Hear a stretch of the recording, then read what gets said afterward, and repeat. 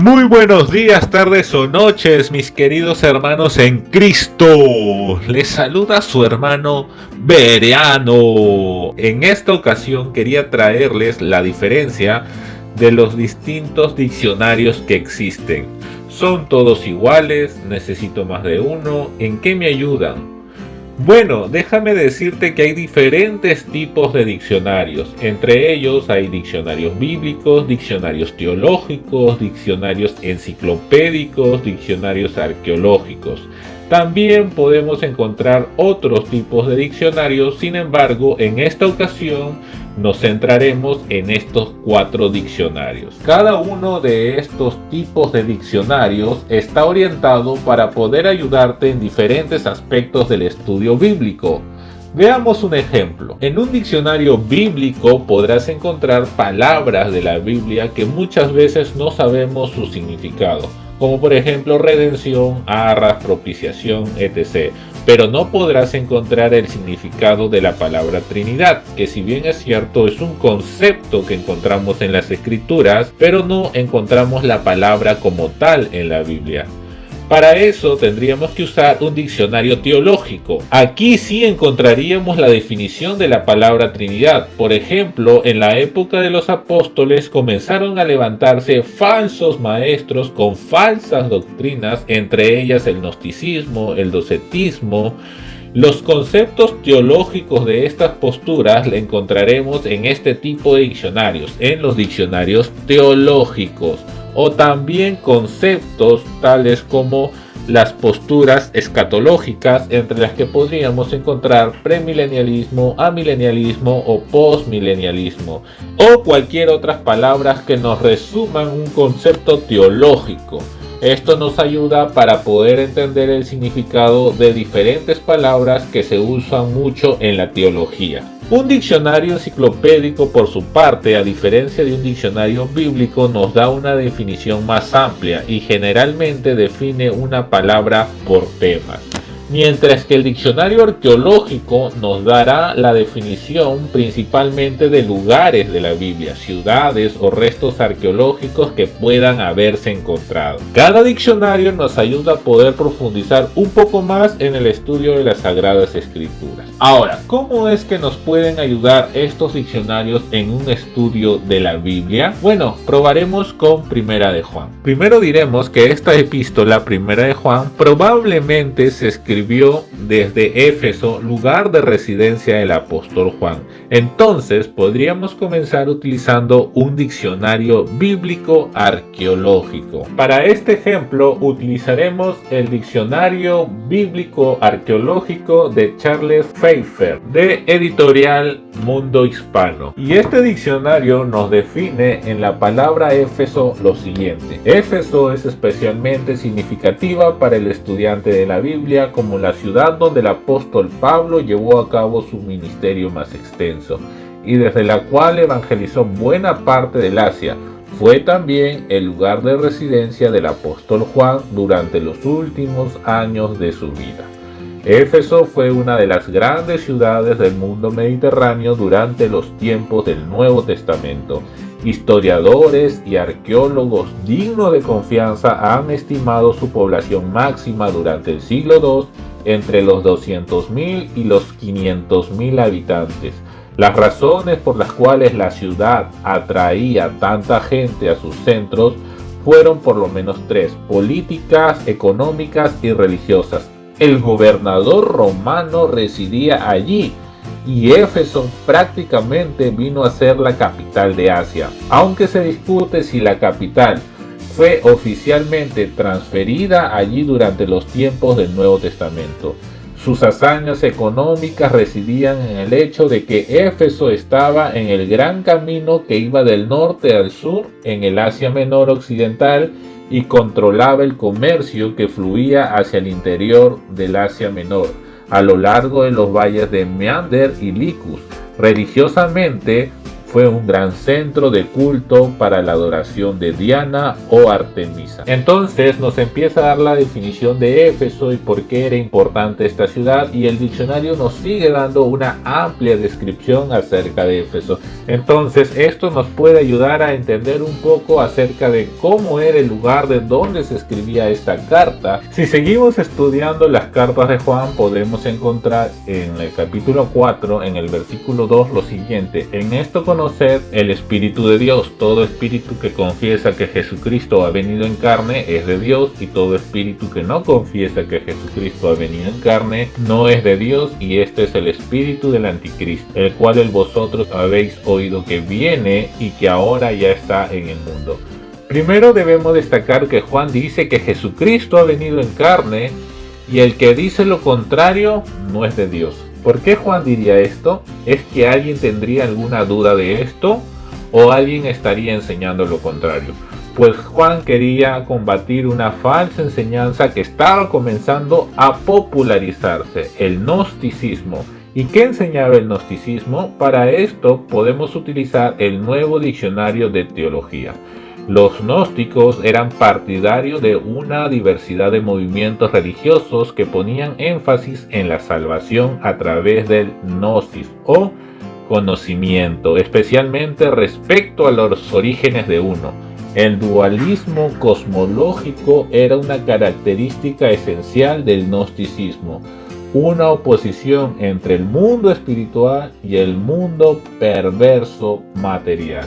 Entonces vemos que los gnósticos veían el mundo material como algo perverso. En otras palabras, ellos negaban que Jesús había venido en carne, porque si venía en carne pues era algo físico, y supuestamente no podía haber sido así, porque si no Jesús hubiera sido perverso. Entonces esta definición del gnosticismo y lo que estaba sucediendo en el contexto en que se escribió Primera de Juan lo podemos encontrar en un diccionario teológico. También podríamos encontrar muchas otras definiciones teológicas en este tipo de diccionario. Luego de esto veamos un ejemplo con 1 Juan 2:2, y dice: y Él es la propiciación por nuestros pecados, y no solamente por los nuestros, sino también por los de todo el mundo. Ahora encontramos una palabra que no es común para nosotros: propiciación.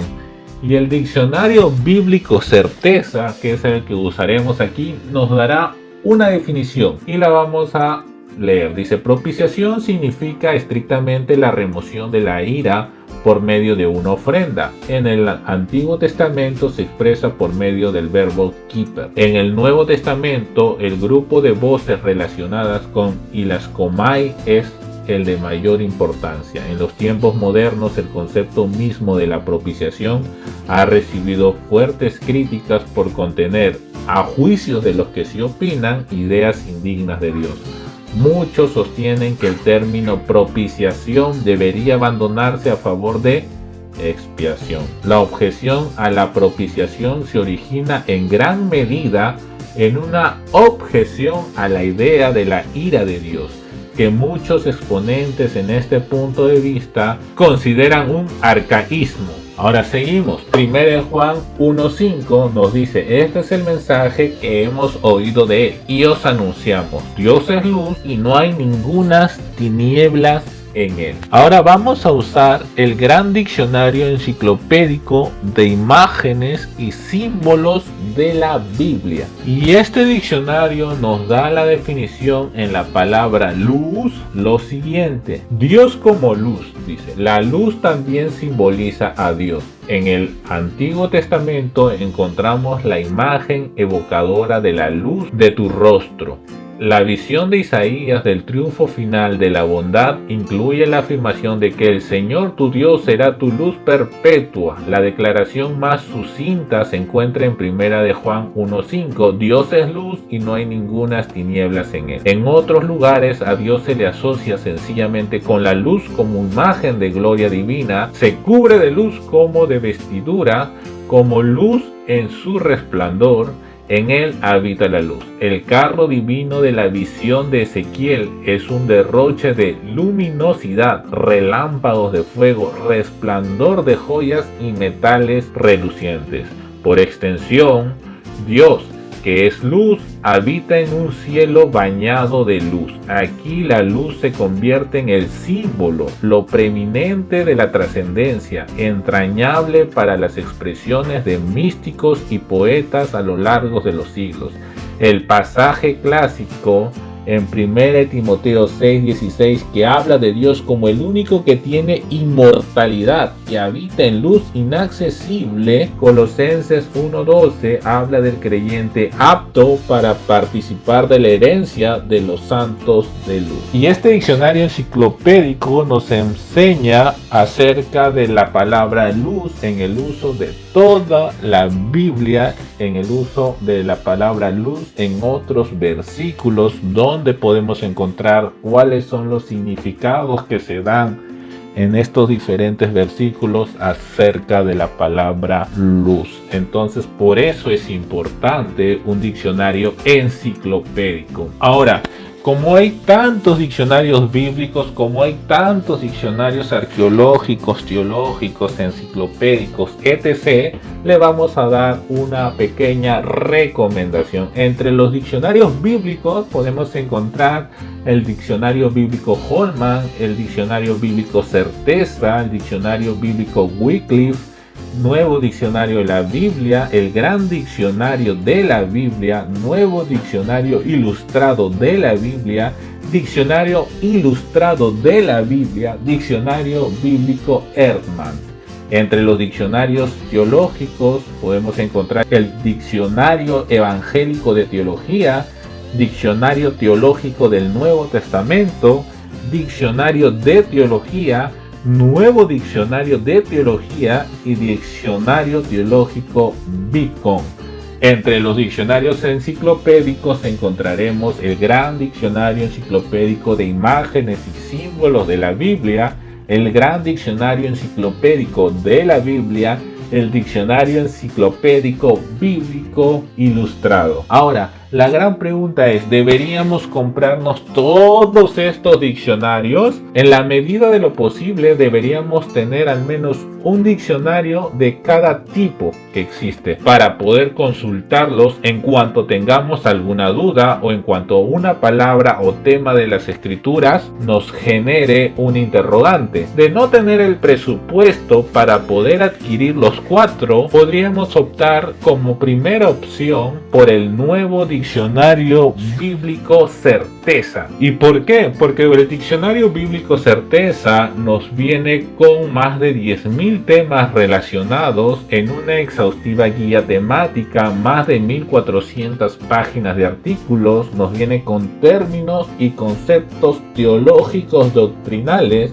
el cual nos está diciendo que ya viene con algunas palabras teológicas, no solamente con palabras bíblicas, lugares y personajes bíblicos, lo cual nos dice que podríamos encontrar algunos temas que nos vendrían normalmente en un diccionario arqueológico. Nos viene también con bosquejos de los libros de la Biblia, genealogías, diagramas, mapas. Dice, y todo este diccionario también ha sido explicado por un equipo internacional de más de 150 especialistas, entre los cuales destaca F.F. Bruce, Donald Carson, Leon Morris y J.I. Packer. Bueno, sin nada más que decirte, mi hermano, yo te recomiendo que puedas obtener alguno de estos diccionarios. Si tú deseas apoyar este ministerio de Librería Cristiana Berea, pero te encuentras fuera de Perú, pues puedes obtener algunos de estos diccionarios o algunos de estos libros a través de los enlaces que dejaremos en la descripción de la tienda de Amazon. Cada vez que tú compres cualquier producto de Amazon, sean estos diccionarios o cualquier otro producto de Amazon, pero entres mediante estos links, estarás colaborando con nuestro ministerio. Los precios no variarán, serán exactamente los mismos que si los compraras por tu cuenta, solo que a diferencia que si entras por estos links, estarás apoyándonos económicamente y estarás sosteniendo nuestro ministerio para poder no solo seguir distribuyendo libros cristianos, sino para poder seguir haciendo este tipo de videos. Así que mi hermano, ahora sí, su hermano Bereano se despide. Muchas gracias por tu atención. Dios los bendiga grandemente.